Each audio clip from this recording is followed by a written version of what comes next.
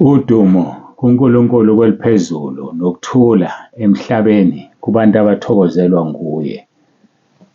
Ngubaba uNsibanda okubingelelayo ndlalifa izulu ngithi uJesu Kristu inkosi. Siyambonga-ke, siyamdumisa uNkulunkulu wethu ukuthi siphinde sihlangane futhi namhlanje. Siyambonga kakhulu. Bazalwane, ngiyanicela ngiyanincenga lethani abantu. Khona kusho lokhu uzoletha phela noma ubani. Ungalethi noma ubani ngoba kuza abantu abangafanele beze la. Omunye unginika i-report ukuthi khona umuntu osekhaya lezwi umthumelela iy'thombe zabanqunu. Kodwa kubuhlungu lokhu. Yazi umuntu alusukele ulaka likaNkulunkulu uzihlalele. Khona abangena ekhaya lezwi bazofuna abantu besifazane. Bazofuna ukuqhuba iy'nkanuko zabo. Fundani-ke bazalwane, ekhaya lezwi akubona abantu abangcwele bodwa. Khona nabaphika uKristu. Kukhona abantu abangama-devil worshippers. Qaphela. Kwaphela manje uma nisegruphini eyodwa vele inamba yakho uyayibona egruphini. Nonke nisegruphini eyodwa niyabonana. So-ke ngiyacela niba-report laba bantu. Anginanazi-ke angiyile nale. Umuntu ngiyamkhipha egruphini, ngiyamremover bese ngiyamblokha. Ngiyamremover bese ngiyamblokha. Uma kuwukuthi ufuna ukubuya, uyobuya ngalo wamlethayo bese sibhekana naye kowamlethayo ukuthi ukutshelile yini ukuthi yini ayenzayo ngaphakathi egruphini. Angifuni nje mina ukuxoxa naye ngoba ngiyamphephisa. Angifuni ukukhuluma phezu kwempilo yakhe izinto eziyomenza azisole ukuthi wazalelwane emhlabeni. So angithandi ukukhuluma naye. Ngiyamremover nje. Njengalowaya engikhulume ngaye ngaleliya langa, ngimremuvile ngamblokha. So baletheni lo osakhulume lokhu, ngisacelile ukuthi angiphe inamba lo othunyelelwe iy'thombe zabanqunu. Ngathi ngicela ngiphe inamba yakhe ngoba sengizokwazi ukuthi-ke ngimlandele, ngimthole bese ngiyamremover bese ngiyamblokha. Alikho icala engizolithetha, asizuxoxa lutho ngaye. Kuphela nje uma yena kwenzeke iphutha useyokhuluma nowamfaka athi ngikhishiwe egruphini, ngablokhwa, bese-ke mina umuntu engizoxoxa naye yilo owamlethayo, hhayi yena. Bese sizwa ukuthi udaba lusuka luyaphi. Kodwa ngale kwalokho nje angikwazi nokubekezelela umuntu oshela abantu la ngaphakathi. Angikwazi ukubekezelela umuntu othuma iy'thombe zabanqunu la ngaphakathi. Isiqalekiso esizwa kahle kuthiwa maye kuloyo oqhubekisa abancinyane la, kugcona ukuboshwa itshe lokusila entanyeni aphonse ekujuleni kolwandle. Akekho umuntu ozophonsa omunye ekujuleni kolwandle. No. Kodwa uNkulunkulu uzokwenza impilo yakho ibe buhlungu wazi ukuthi uphila ekujuleni kolwandle. Awuzuthola umsebenzi, uzohlupheka, uhambe eceleni kwey'cathulo zakho, uze ukhomithe i-suicide mawuthanda usheshe uhambe uyosha esihogweni. So ngiyanicela nje iyekeni lento. Nawe ohlukumezwayo ngicela ungitshele, ulethe inamba yomuntu. Ngomusa kaNkulunkulu ngizodila naye mina. Ngalokhu uNkulunkulu azongambulela ukuthi ngidile naye ngakho. Siyambonga-ke nokho uNkulunkulu, asiziyeke indaba ezimbi. Lethani abantu bazalwane, lethani abantu bangcwele, lethani abantu. Siyabadinga abantu, bayaphuma benjalo nje. Bayaphuma. Ngakho-ke ngiyacela egameni lenkosi yethu uJesu. Nina-ke niseduze neHammersdale. Ngokugcinwa inkosi sizobonana eHammersdale ngoMgqibelo isikhathi 9 ekuseni. Niphume-ke ngothilweni. Niphume ngothilweni. Sizohlangana sidumise uNkulunkulu, silalele izwi likaNkulunkulu, sizwe ukuthi ufuna ukuthini umoya ongcwele kuthina. Nami ngobe ngihlezi ngilalela, sobe silalela nje sonke. Ngiyabonga kakhulu, ngiyanithanda ekhaya lezwi niyezwa. Ngiyanithanda ku-YouTube niyezwa. Ngiyanithanda entabeni yendlu kaJehova kuyabonelelwa. Ibandla-ke leli engiphuma kulona. Ibandla lelo uNkulunkulu athe ngileluse. Siyabonga kakhulu. uNkulunkulu akubusise, uNkulunkulu akugcine. Yazi ake ngibonga abefundisi. Abefundisi abagcwele la bangaphezu kwa-600. Ababekezelayo, abadla izwi. Ngiyazi akulula ukulalela kamfundisi inkonzo komunye umfundisi. ngeshwa ekhaya lezwi usabele lokhu uNkulunkulu. Ngiyabonga befundisi. uNkulunkulu akubusise. Nomsebenzi akubeke kuwe ebandleni lakho. uNkulunkulu akubusise. Bakhulu abazalwane bande. Kakhulu abefundisi abangenisa abanye abazalwane la. Abanye abefundisi bangenisa abanye abefundisi. Abanye abazalwane bangenisa abefundisi. Kumangaliseke ave bephuma befundisi.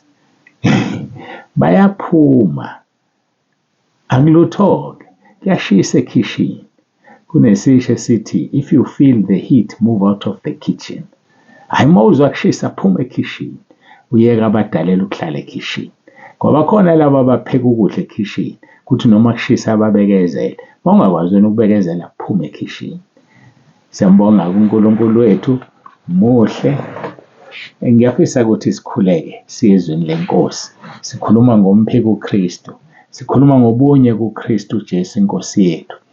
Bese sithinta umphiko uKristu olwa nobunye. Sikhuleke uJesu Kristu inkosi. Ngiyaguqa-ke mina. Angazi wena noma uzoguqa yini.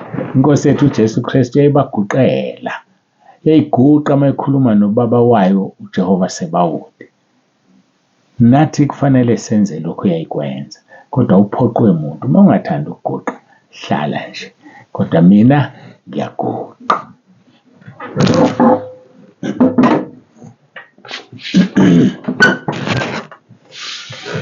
Babongcwele babolungileyo, uNkulunkulu wethu onomusa, siyabonga ngalesi sikhathi. Ngiyacela Nkosi ukuba ubusise kube yilona loyo olalele le nkonzo. Mbusise Nkosi athole lokho kuzomsiza nokuzomkhulisa. Ogulayo khulekela ukuthi asinde manje. Ngithuma izwi lakho elinamandla. Isaya 53 verse 5, ngemvimbo yakho usiphilisiwe. Izwi lakho ligijima ngaphezu kombani, linamandla liphilile. Ngiyabonga Nkosi Jesu, siyabonga izwi wasipha lona. Ushilo wathi lingumbhoshongo olungileyo ubalekela kulo alondeke. Sisize usilondo usifihle njengenhlamvu yeso lakho njengoba ushilo kumaHubo 17 verse 8. uJesu Kristu inkosi. Amen.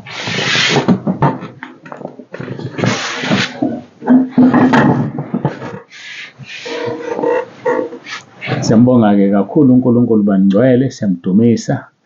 Sizoqhubeka-ke nenkonzo yethu esitholayo ngokaJohane chapter 17. Sofunda uverse 20 no-21. uJesu ezikhulekela yena, ekhulekela abafundi bakhe, ekhulekela bonke abakholwayo. Angiceleli laba bodwa kepha nalabo abakholwa yimi ngezwi labo, verse 21, ukuba bonke babe munye njengalokhu wena babukimi nami ngikuwe, kuba nabo babe kuthina ukuze izwe likholwe ukuthi wena ungithumile. Ake sibeni kuJesu bakithi. Uma umuntu ekuKristu Jesu isidalwa esisha. Ake sibe kuJesu. Kodwa asikwazi ukuba kuyizono zingavunyiwe. Asikwazi ukuba kuye nezono. Shiya izono. Ayilahla izono. Zivume uzishiye.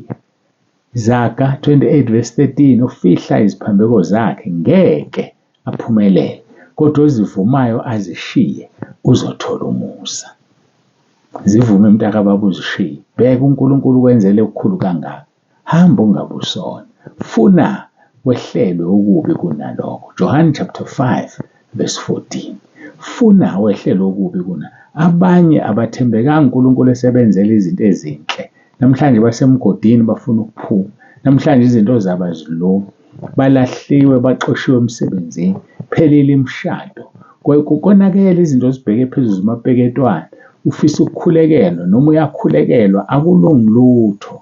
Ngoba wenzani? Wavuma izono wabuyela kuzo. Wehlelwa okubi kunalokho. Kuthi uJesu uma moya omubi uphuma kumuntu uhamba indawo. Ufuna indawo yokuphumula ongayitholi. Athi ngizobuyela lapha ebengikhona. Athi uyafika, afika umoya omubi kuklini kuhla kunalutho. Akekho umoya ongcwele. Komile nje. Agijima ulanda abanye ababi kunaye. Yabuya abafake labagcwalise. Kube kubi ukugcina kwalowo muntu kunoqala. Kunjani kuwe? Asekukubi nje. Kodwa kuNkulunkulu ungahluleki. Hayi umnikelo wenyembezi akawudeleli. Khala kuNkulunkulu. Zisole. Bakhala abaseNinive. Bazila ukudla. Washintsha uNkulunkulu esenqume only 40 days. Mina ngithi noma besekunqumele nawe uyoshintsha uthethelele, ngoba iy'nyembezi akazifuni. Lithi iBhayibheli lami kuyosesula inyembezi masifika ekhaya ezulwini. Uma umthela ngey'nyembezi uyisola ngokona kwakho, uyaguquka akuthethelele. Bhuka mntaka baba, ngikunika usuku nesikhathi, bhale phansi izono zakho. Ngesikhathi usazibhala uyawenza umsebenzi empilweni yakho, usalinde usuku lokukhuluma. Khumbula i-appointment yakho ungacabanga ukuthi nobaba uNsibande, cha, uyenze nalo ngigibele. Uyenze nalo ngigibele ngonyamo isizwe sakwaJuda uJesu Kristu waseNazaretha, indodana kaNkulunkulu ophilayo. Uyenze naye-ke i-appointment ayinami. Mina nje ngikhona nje ngoba phela manje anikwazi ukumbona. So kufanele ukuthi kube khona umuntu acasha kuye ukuze akusize. Thatha-ke wena lokho okukhulunywayo. Hhayi, mina ngazi ngoba njengamanje ngisekuhambe 11 minutes. Uthi yini engisazoyikhuluma angazi. Kodwa-ke ake siye kulizwi lethu elikhuluma ngokuthi ukhona lo ovimbile ukuthi umpheki uKristu ambulwe. Sisalwa nokuthola ukuthi ubani. Uma ufunda abaseThesalonika besibili, chapter 2, ngizofunda kusuka kuverse 4. Ongenamthetho useyasebenza. Kodwa-ke khona ukufanele ambulwe ozophatha bonke laba abaphika uKristu abancane. Verse 4, omelana nakho konke nozikhukhumeza phezu kwakho konke ukuthiwa uNkulunkulu noma into ekhonzwayo, azazihlalise ethempelini likaNkulunkulu ezishaya uNkulunkulu. Verse 5, anikhumbuli yini ukuthi ngisekhona kini nganitshela lokho na? Verse 6, senikwazi ukumbambezelayo ukuze ambulwe ngesikhathi sakhe. Sifuna ukwazi-ke thina asikakakwazi ukumbambezelayo, kodwa kukhona ukumbambezelayo. Ngokuba imfihlakalo okungabi namthetho siyasebenza kuphela ukuze kudediswe yena ombambezelayo manje. Sifundile ngohulumeni, angazi noma uyena yini. Ake sibheke umoya ongcwele. Sibheke umoya ongcwele ukuthi umoya ongcwele ngibala izinto ey'ntathu. Mangibala ngithe ohulumeni, sesifundile izwi elithini ngohulumeni. Sathi ibandla, sathi umoya ongcwele. Ngicela-ke sobheka umoya ongcwele. Sifunde ngaye ukuthi uthini uJesu ngomoya ongcwele.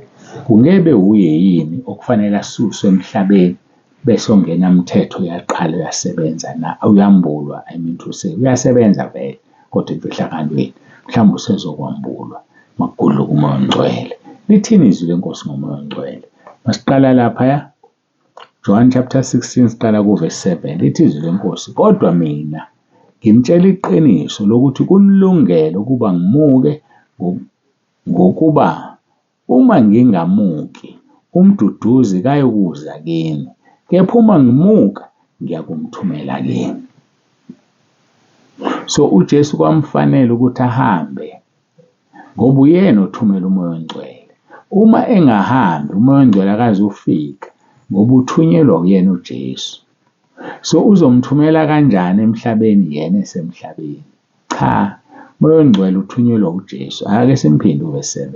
Kodwa mina nginitshela iqiniso lokuthi kunilungele ukuba ngimuke, ngokuba uma ngingamuki umduduzi kayokuza kini, kepha uma ngimuka ngiya kumthumela kini. Uma uJesu ehamba uyena ozothumela umoya ongcwele. Wakwenza-ke lokho, wakhushulwa emva kwensuku ezingama-40 evukile, wayeseyamthumela umoya ongcwele emva kwensuku eziyishumi ekhuphukile, iPentecost, that is 50 days. Nasifunda uverse 8. Sithini sona isikhathi manje? Kusengconywana kancane 14:26 minutes. Verse 8, lapho esefikile yena uyakuqondisa izwe ngesono nangokulunga nangokwahlulelwa. Umsebenzi kamoya ongcwele ukuqondisa izwe. Masikhuluma ngezwe sikhuluma ngomhlaba wonke jikelele.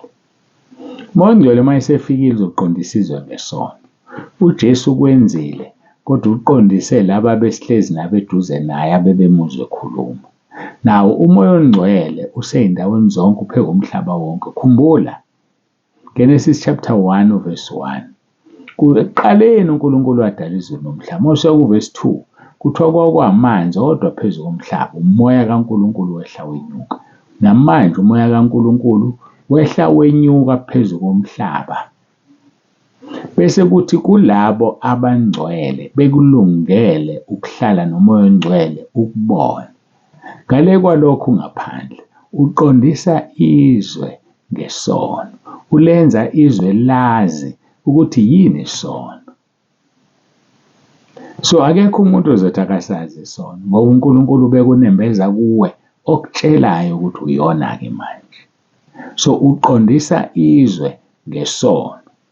Umsebenzi kamoya ongcwele lapho esefikile yena aqondisa izwe ngesono, aqondisa izwe ngokulunga. Akwazi ukuhlukana mase kukhona isono, i-opposite yesono ukulunga, uzosibonisa ukuthi ukulunga yini. Angithi bayakwazi abanye ukuthi uma uthi uyathatha idonsi i-wardrobe yakho uthi uyagqoka, athi umoya ongcwele wami umntwana akagqoki lokhu okufishane kanje, wami umntwana akayigqoki into empintshayo emveza umzimba, hayibo, wami umntwana akazihlobisi kanje. Yayibona loo nto, owami umntwana akazishintshi lokhu adalwe ubaba wayikho. Umsebenzi kamoya ongcwele uqondisa izwe ngokulunga, uqondisa izwe ngesono. Bese kuthiwa-ke aphinde aqondise izwe ngokwahlulela. Akutshela ukuthi yabo uma uqhubeka kanje sikhona isihogo esakhela usathane ney'ngelosi zakhe, nawe uzobajoyina uyakhona. Hhayi uzoyakhona futhi, isihogo nje into ekhona, izulu likhona. Lesi sihogo esiyophonsa echibini lomlilo emva kosuku lokwahlulela. Ngoba luyeza usuku, Malaki chapter 4 verse 1. Bheka lezi usuku oluvutha njengeziko. Bonke abaziqhenyayo nabo bonke abenza okuhle. Lolu suku luyobashisa lungabashiyeli impande nagatsha. Uyaziqhenya phambi kaNkulunkulu, luyeza usuku. Kodwa kwabalungile uthini? Kuyophuma ilanga lokulunga linokuphilisa emaphikweni alo. Bayotshekula njengamathole esibaya. Lulodwa lolu suku, kodwa luyobe lenza izinto ezimbili. Kuphuma ilanga lokulunga kwabalungileyo, kube usuku oluvuthayo kulabo abenza okubi. Phenduka mntaka baba, zinikele kuJesu. Mhlambe ngenxa yobude bendlela uhlulekile, ngenxa yobude bendlela akuhambanga kahle. Mesaba uNkulunkulu. Mhlawumbe uyahleba nje, awusathanda ukuhleba kodwa bayathanda abantu ozokuhlebisa. Uyasaba ukumtshela ndoda awungiyeke ngokuhleba. Kanti wena usaba bani? Usaba umuntu noma usaba uNkulunkulu? uNkulunkulu ufuna umkhonze ungabi namahloni ngaye. Athi umpostoli Paul anginamahloni ngaleli vangeli ngoba lingamandla kaNkulunkulu. Uyisabani into engamandla kaNkulunkulu? Siphethe insimbi edlezinye, hayi idlezinye le nsimbi. Mntaka baba, sondela kuJesu, umile eminyango yangqongqotha, phenduka usindiswe. Lapho ku-YouTube khona uRoma 10 verse 9. Thandaza emva kwami, usubscribe futhi. Abasekhaya lezwi ukhona umkhuleko uRoma 10 verse 9. Khona nalo ka-May 18, khona na ku-YouTube. Uzowuthola uzwe imangaliso ezenziwayo lowo mkhuleko. Uyakuthanda uJesu. Uligijimisa ngazo zonke iy'ndlela ivangeli lakhe eliphilayo, hhayi noma yiliphi. So kuzokusiza ukuthi usubscribe, wenzele ukuthi uma uvele uyithole nje inkonzo ungalokhu udlula ey'thombeni zabanqunu, la kugcwele khona imikhuba, kuyanyenyeka, kuyathusa, kuyasabisa ku-YouTube. Kodwa futhi sisebenza ngaye. So wena uma usuze walithola ikhaya lezwi ku-YouTube, wayithola indaba yendlu kaJehova kuyabonelelwa ku-YouTube, subscribe baba, subscribe mama, subscribe ndodakazi, subscribe ukuze uma ingena inkonzo uvele uyibone ukuthi hawu madoda, leli khehla seliyifakile inkonzo. Uhlale phansi uzodwa uguqe, masithandaza usuyalalela. uNkulunkulu uzokusiza ey'nkingeni zakho, uNkulunkulu uzokusiza kukho konke obhekene nakho. Sikhuluma ngomoya ongcwele ukuthi uyena yini okufanele agudluzwe ukuze kuvele ini? Kuvele umphiko uKristu. Ngigcine-ke ngikhuluma ngoverse 8 kaJohane 16. Lapho esefikile yena yakuqondisa izwe ngesono nangokulunga nangokwahlulela. Ngenxa yesikhathi sengiyagcina la. Ngokudinwa inkosi sizoqhubeka verse 8-9. Ngijahe ukuthi siyogcina kuverse 15 ngomoya ongcwele. Bese siyadlula sobheka amavesi akhuluma ngebandla. Lapho-ke sobe sesiyacacelwa sesithola impendulo ukuthi ubani lo ovimba umpheki uKristu okufanele agudluzwe ukuze umpheki uKristu ambulwe. Hayi, ngiyathemba iyacaca lento iza kahle. Ngiyafisa ukuthi ngiguqe njengamanje enkosini yamakhosi, uNkulunkulu ka-Abraham, uNkulunkulu ka-Isaka, uNkulunkulu kaJakobe, nasendodaneni yakhe uJesu Kristu waseNazaretha, nakumoya ongcwele. Ngiguqe sibonge inkonzo, asiguqe sikhuleke.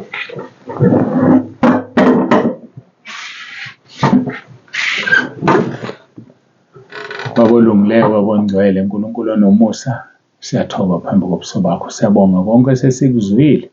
Ngikunikela kuwe ngaso lesi sikhathi. Nginikela kuwena bonke abalalele, basize Nkosi. Ngiyazi ukuthi akekho ufuna esihogweni ngaphandle kwendodana yokulahlwa, ngaphandle kwaloyo Nkosi ongamhlelelanga lutho. Ngiyacela Nkosi abecebo lakho, siyabalanda emkhathini, siyabelanda lapho bethunjwe khona. Qalekisa imimoya amademoni amandla obumnyama ngegunya engilinikeziwe kuMathewu 18:18, wathi inkosi engikubophe emhlabeni iboshwe ezulwini. Ngegama lenkosi uJesu Kristu ophilayo bayakhululwa, bayakhululwa, bayakhululwa, bayaphiliswa abagulayo. Siyabonga, siyabonga Nkosi. Babusisa abaletha abantu ekhaya lezwi, babusise Nkosi wenza izwi lakho kaJakobe chapter 5 verse 19 no-20. Siyabonga uJesu Kristu inkosi. Amen.